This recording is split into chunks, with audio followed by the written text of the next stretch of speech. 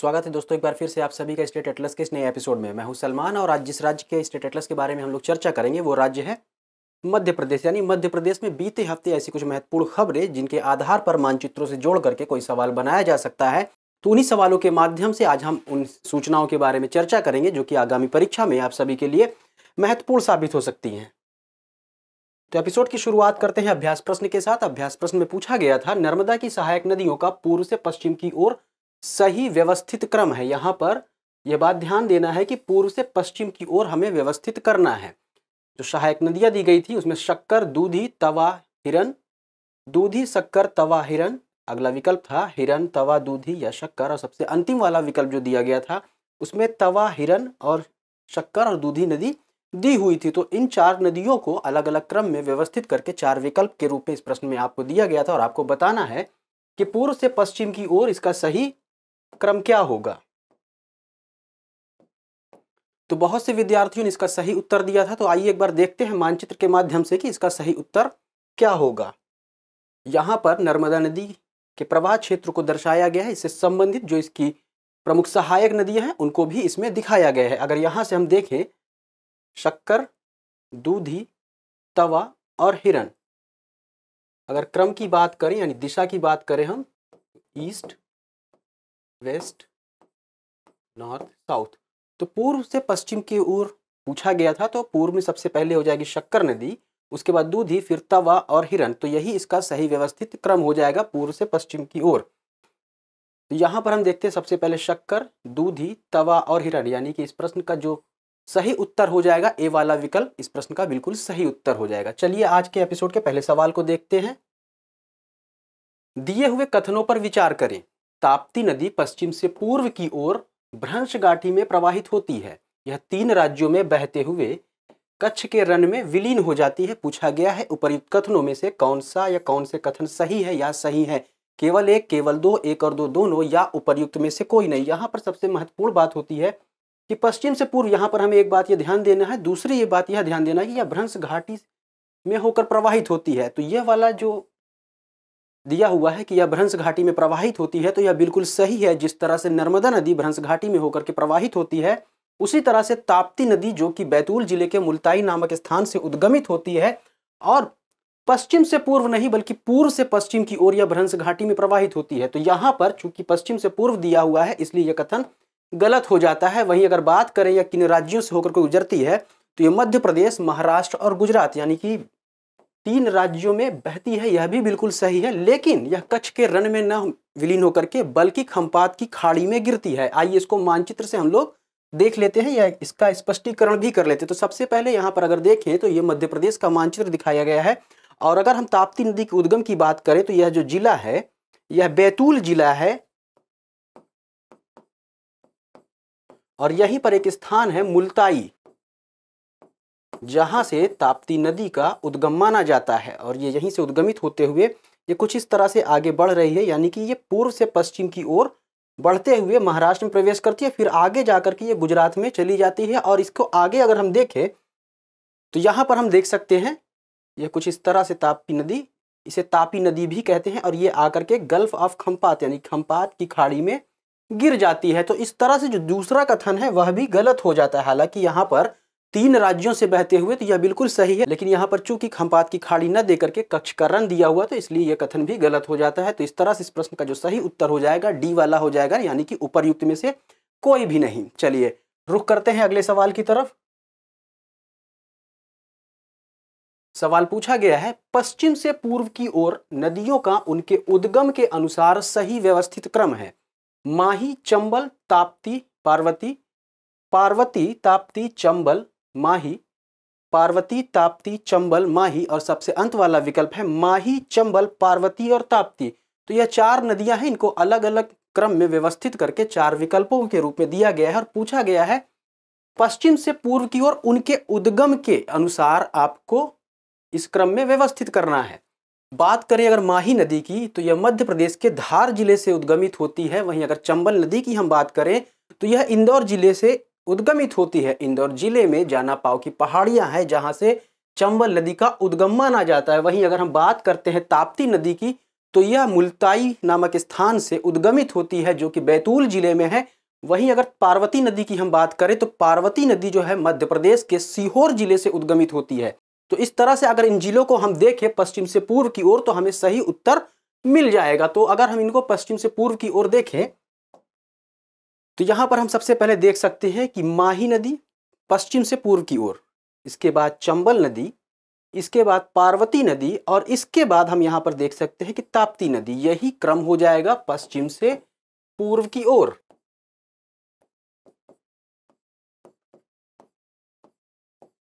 तो इस तरह से इस प्रश्न का जो सही उत्तर हो जाएगा माही, चंबल, पार्वती एवं ताप्ती। डी वाला विकल्प इस प्रश्न का बिल्कुल सही उत्तर हो जाएगा। चलिए एपिसोड को आगे बढ़ाते हैं और अगले सवाल को देखते हैं। अगला सवाल बनाया गया है, निम्नलिखित नगर समूह में से कौन सा ताप्ती नदी के किनारे बसा है? विकल्प है बैतूल हरदा, मुल्ताई बुरहानपुर, बुरहानपुर हरदा या सबसे अंत में खरगोन और बड़वानी।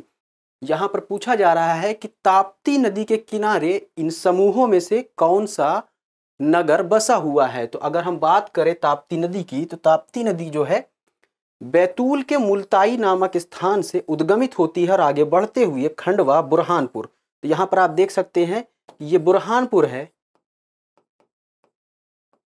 ये खंडवा है। खंडवा चूंकि विकल्प में दिया ही नहीं है तो खंडवा होगा नहीं। अब यहां पर मुल्ताई दिया हुआ है तो यहां से हम देख सकते हैं कि बुरहानपुर एक सही हो जाएगा और एक मुल्ताई सही हो जाएगा। तो इस तरह से जो इसमें बी वाला विकल्प दिया हुआ है मुल्ताई बुरहानपुर, यही इस प्रश्न का बिल्कुल सही उत्तर हो जाएगा। अब यहां पर अगर हम थोड़ा सा देखें तो ये बैतूल रहा, यहीं से इसका उद्गम होता है मुल्ताई नामक स्थान से। इसके बाद यहां से निकल करके ये कुछ इस तरह से प्रवाहित होती है, मतलब खंडवा के पास। फिर इसके बाद ये बुरहानपुर से होते हुए ये महाराष्ट्र में प्रवेश कर जाती है और आगे बढ़ते हुए गुजरात में प्रवेश करके खंपात की खाड़ी में गिर जाती है। तो इस तरह से यहाँ से भी स्पष्ट हो जाता है कि जो ताप्ती नदी के किनारे जो बसे हुए नगर हैं दिए गए विकल्पों में मुल्ताई और बुरहानपुर सही उत्तर हो जाएगा। अगला सवाल है, भारत के किलों का सिरमौर यानी कि जिब्राल्टर किस जिले में स्थित है? विकल्प है उज्जैन, ग्वालियर, जबलपुर या कटनी। दरअसल ग्वालियर दुर्ग को भारत के किलों का सिरमौर या जिब्राल्टर कहा जाता है।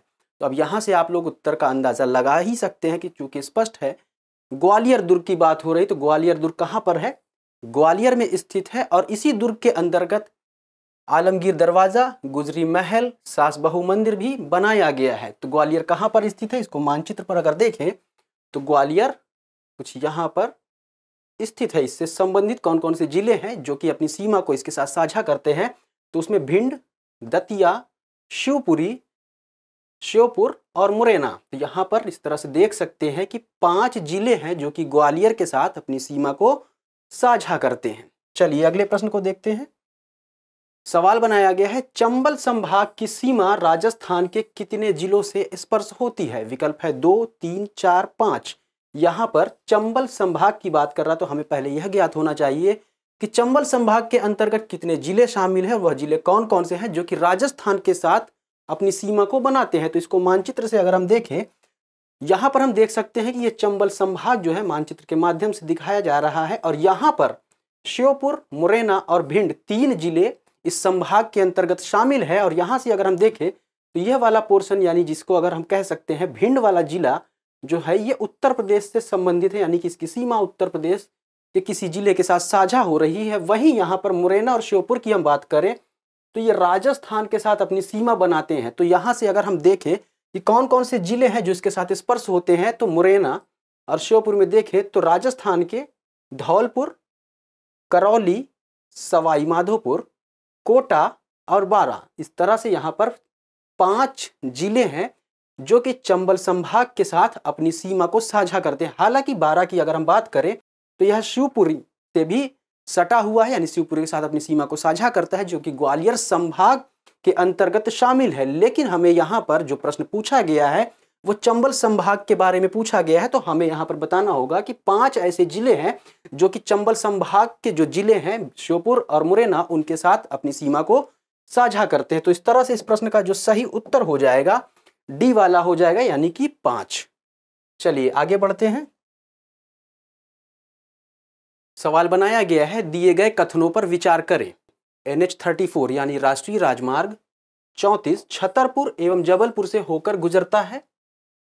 यह गंगोत्री को लखनादौन से जोड़ता है।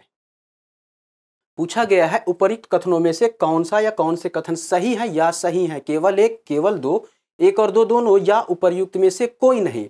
राष्ट्रीय राजमार्ग 34 की अगर हम बात करें तो इसको आइए मानचित्र पर एक बार देखते हैं, ये कहां से कहां तक जाता है, इससे ज्यादा क्लियर हो सकेगा। अगर राष्ट्रीय राजमार्ग 34 की हम बात करें तो यहां पर आप देख सकते हैं कि यह छतरपुर है, और छतरपुर में ही आप यहां पर देख सकते हैं कि राष्ट्रीय राजमार्ग 34 दिखाई दे रहा है।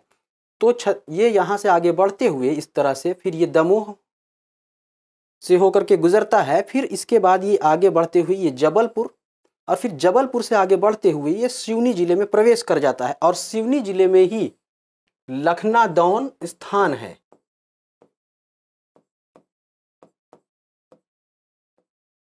तो इस तरह से यहां पर जो पहला कथन है कि यह राजमार्ग छतरपुर जबलपुर से होकर गुजरता है, तो यह बिल्कुल सही हो जाता है, और यह गंगोत्री को लखनादौन से जोड़ता है, यह कथन भी सही है, क्योंकि लखनादौन जो है यह सिवनी जिले में स्थित है। तो इस तरह से इस प्रश्न का जो सही उत्तर हो जाएगा सी वाला हो जाएगा, यानी कि एक और दो दोनों विकल्प सही है। चलिए अगले प्रश्न पर चर्चा करते हैं। सवाल फ्रेम किया गया है, पश्चिम से पूर्व की ओर बाघ अभ्यारण्यों का सही व्यवस्थित क्रम है। यहाँ पर 4 बाघ अभ्यारण्य दिए हुए हैं, अलग अलग क्रम में व्यवस्थित करके 4 विकल्पों के रूप में, और आपको बताना है कि पश्चिम से पूर्व की ओर उनकी सही व्यवस्थित क्रम क्या होगा।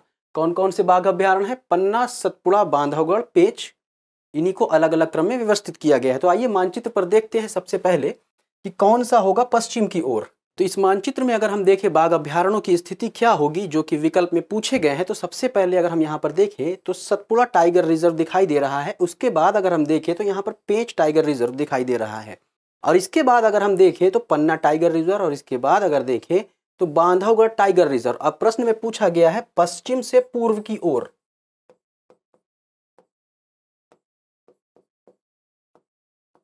तो चूंकि पश्चिम दिशा ये है और ये पूर्व दिशा है, तो हमें इस तरह आगे बढ़ना है। तो सबसे पहले सतपुड़ा, उसके बाद पेंच, उसके बाद पन्ना, उसके बाद बांधवगढ़। यहाँ पर एक होमवर्क भी आप सभी के लिए है, हालांकि मैं यहाँ चाहूँ तो यहाँ पर इसका उत्तर दे सकता हूँ, लेकिन इसका उत्तर आप लोग स्वयं कमेंट सेक्शन में देंगे। आपको बताना है कि ये चारों बाघ अभ्यारण्य मध्य प्रदेश राज्य के किन किन जिलों में व्यवस्थित हैं। इसका उत्तर कमेंट सेक्शन में जरूर आप लोग दीजिएगा। तो इस तरह से इस प्रश्न का जो सही उत्तर हो जाएगा, सबसे पहले सतपुड़ा, पेंच, पन्ना, बांधवगढ़। तो बी वाला विकल्प बिल्कुल सही हो जाएगा। चलिए अगले प्रश्न की तरफ रुख करते हैं। सवाल पूछा गया है, निम्नलिखित में से कौन सुमेलित नहीं है। एक तरफ परियोजनाएं दी हुई है, दूसरी तरफ उनसे संबंधित लाभान्वित क्षेत्र दिए हुए हैं। याद रखिए यहाँ पर ये परियोजनाएं किस जिले में स्थित हैं, यानी इनकी स्थिति के बारे में नहीं पूछ रहा है, बल्कि वह कौन कौन से जिले हैं जो इससे लाभान्वित हैं उसके बारे में पूछा जा रहा है। तो परियोजनाएं हैं हरसी, रनगवा, बाघा और भानपुरा, और लाभान्वित क्षेत्र में दिया हुआ है ग्वालियर, छतरपुर, मंडला और मंदसौर। तो हरसी की अगर बात करें तो इससे लाभान्वित जिला ग्वालियर बिल्कुल सही सुमेलित है। वहीं रनगवा की बात करें तो यह भी बिल्कुल सही सुमेलित है, इससे लाभान्वित होने वाला जिला जो है छतरपुर है। जबकि बाघा से लाभान्वित होने वाला जिला मंडला नहीं है बल्कि बालाघाट है। तो इसका सुमेलन सही नहीं है, यही इस प्रश्न का सही उत्तर हो जाएगा। जबकि भानपुरा की अगर बात करें तो इस परियोजना से लाभान्वित होने वाला जिला मंदसौर बिल्कुल सही है। तो यहाँ पे जो सी वाला विकल्प है बिल्कुल गलत है। आइए इन जगहों की स्थिति को मानचित्र पर एक बार देख लेते हैं। ग्वालियर यहां पर रहा, वहीं छतरपुर की अगर बात करें तो छतरपुर ये स्थित रहा। यहां पर भी आप सभी के लिए एक होमवर्क है, आप सभी को बताना है कमेंट सेक्शन में कि उत्तर प्रदेश के वह कौन से जिले या वह कौन सा जिला है जो कि छतरपुर के साथ अपनी सीमा को साझा करता है। इसके बाद है बालाघाट, मंदसौर। बालाघाट की स्थिति को अगर हम देखें तो बालाघाट यहां पर रहा। वहीं मंदसौर की स्थिति को अगर हम देखें तो मंदसौर जो है यहां पर स्थित है, और मंडला जो कि बाघा के समक्ष दिया हुआ था लाभान्वित होने वाला जिला, जो कि गलत है, उसकी स्थिति यहां पर है बालाघाट के बिल्कुल ऊपर, यानी कि बालाघाट के उत्तर में। तो इससे संबंधित वो जिले रहे जहां पर यह परियोजनाएं लाभ पहुंचा रही हैं। चलिए अगले प्रश्न को देखते हैं। अगला प्रश्न आप सभी के लिए अभ्यास प्रश्न है। जैसा कि आप सभी को पता है कि प्रत्येक एपिसोड में आप सभी के लिए एक अभ्यास प्रश्न दिया जाता है, जिसका उत्तर आप सभी कमेंट सेक्शन में देते हैं। तो प्रश्न है, दिए हुए कथनों पर विचार करें। NH47 यानी कि राष्ट्रीय राजमार्ग 47 नीमच, मंदसौर एवं हरदा से होकर गुजरता है। यह बामनेर को नागपुर से जोड़ता है। पूछा है, उपर्युक्त कथनों में से कौन सा या कौन से कथन सही है या सही है? केवल एक, केवल दो, एक और दो दोनों, या उपर्युक्त में से कोई नहीं। तो क्या इसका सही उत्तर होगा? जल्दी से ढूंढिए और कमेंट सेक्शन में दर्ज कर दीजिए अपने उत्तर को। हमें उम्मीद है कि आज के इस एपिसोड में जिन सवालों को शामिल किया गया, उनके माध्यम से जिन सूचनाओं और तथ्यों को आप सभी तक पहुंचाया गया, वो आगामी परीक्षा में आप सभी के लिए महत्वपूर्ण साबित होंगे। तो मिलते हैं अगले एपिसोड में कुछ नए सवालों के साथ। तब तक पढ़ते रहिए, आगे बढ़ते रहिए। शुक्रिया।